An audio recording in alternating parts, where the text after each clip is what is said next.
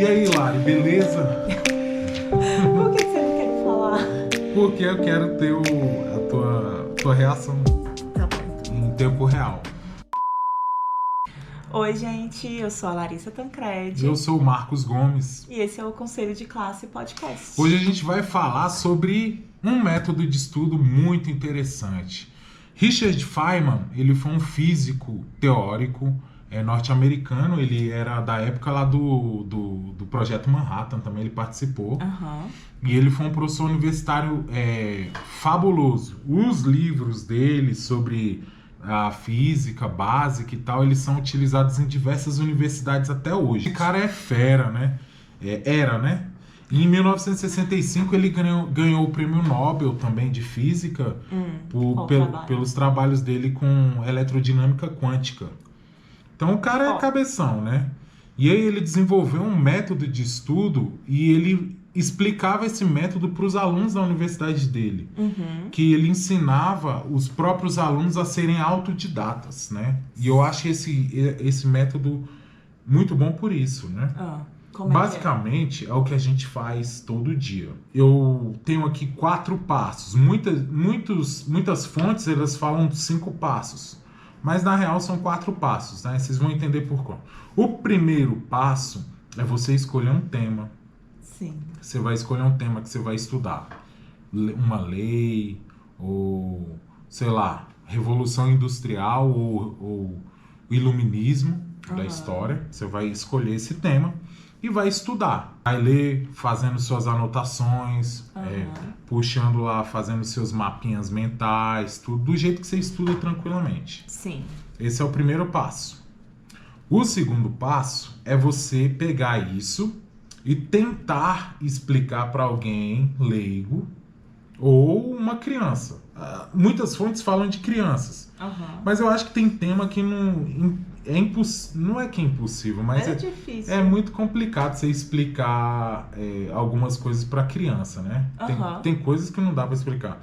Então, você pode explicar para algum leigo, você pode explicar para o próprio espelho. Você fica na frente do espelho ou liga uma câmera e começa a explicar. É isso que eu ia perguntar. Você pode ver a câmera e depois assistir também? Isso. Ou então você escreve como se estivesse fazendo um material didático explicativo.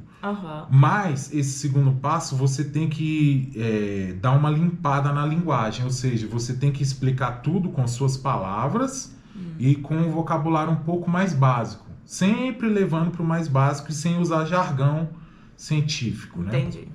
Você fez essa segunda etapa, tentou explicar do jeito que eu falei, tal. Sim. Terceira etapa, você vai lembrar dos pontos fracos. Ixi, quando eu fui explicar sobre os filósofos que embasaram o iluminismo, eu não expliquei direito. Eu esqueci o nome de um filósofo, não sei o quê.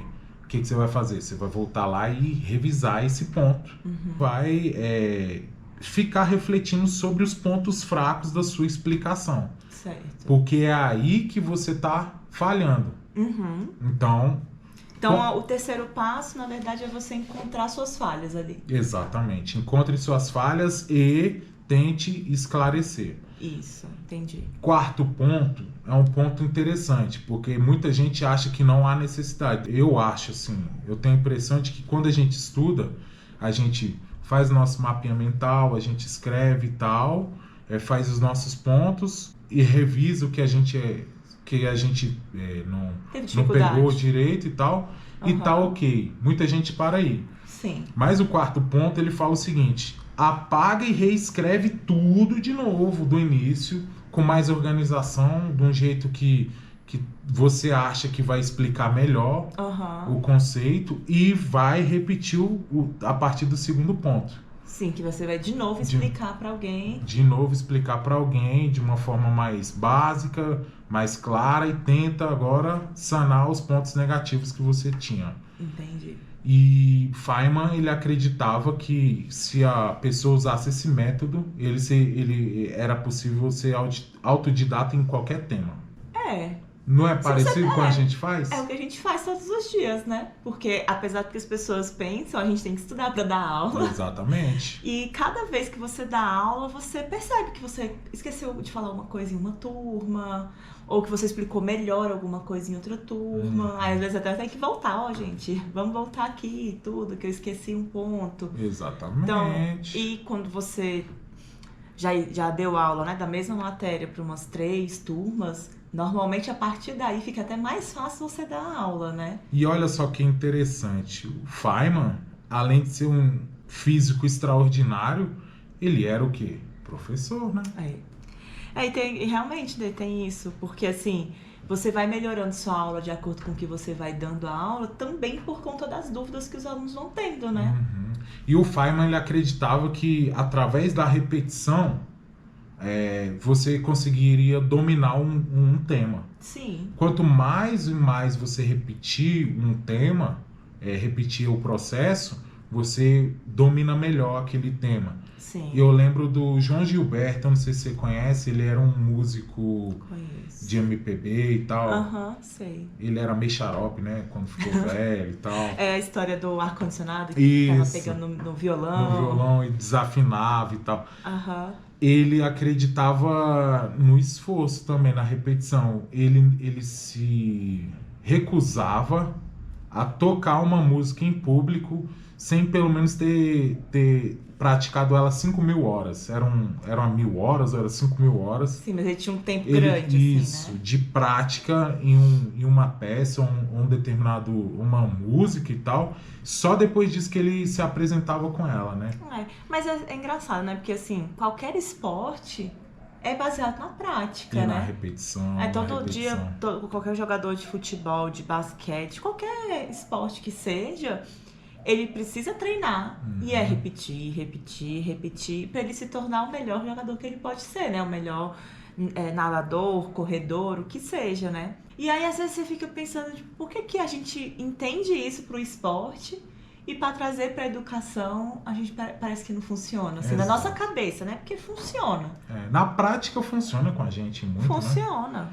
E aí eu lembrei também do Oscar Schmidt, né? Que foi o maior jogador de basquete do Brasil, da história do Brasil, né? Uhum. E ele falava que depois do treino com os colegas dele, os atletas, ele ia pra cesta e ficar treinando no lance livre. Uhum. E ele tinha uma meta por treino. Se ele não acertasse, digamos assim, 100 arremessos livres consecutivos, ele não parava o treino, ele não ia embora. Ele ia até fazer 100 consecutivos.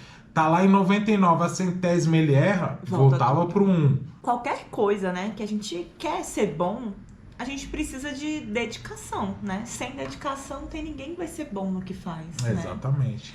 E não tem como, gente. Repetição realmente é um método, né? Pra você aprender qualquer coisa que você queira. E essa foi a técnica ou método. Você pode pesquisar de qualquer jeito aí que você vai cair lá. Uma técnica do Feynman, né? Richard Feynman, é um famoso físico teórico do século XX, né? E se você conhece algum outro método, alguma outra técnica de ensino-aprendizagem, mostra pra gente aí, deixa nos comentários, dá uma dica aí pra gente aí Isso, a gente também. sabe que tem vários métodos, né, que podem ser utilizados e cada um pode se identificar mais com um tipo de método, né? Então, exatamente. conta aí pra gente como é que você faz pra estudar.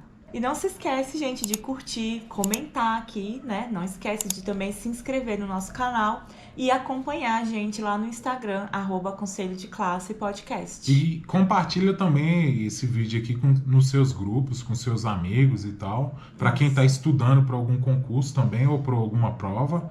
Vamos ajudar a gente a chegar em mais pessoas. E não se esqueça também que a gente tem um podcast que tem a primeira temporada completa lá no Spotify, né? Isso, e nas outras plataformas de áudio também, né? Então a gente vai ficando por aqui, né? Isso, então, tchau, tchau. Até a próxima.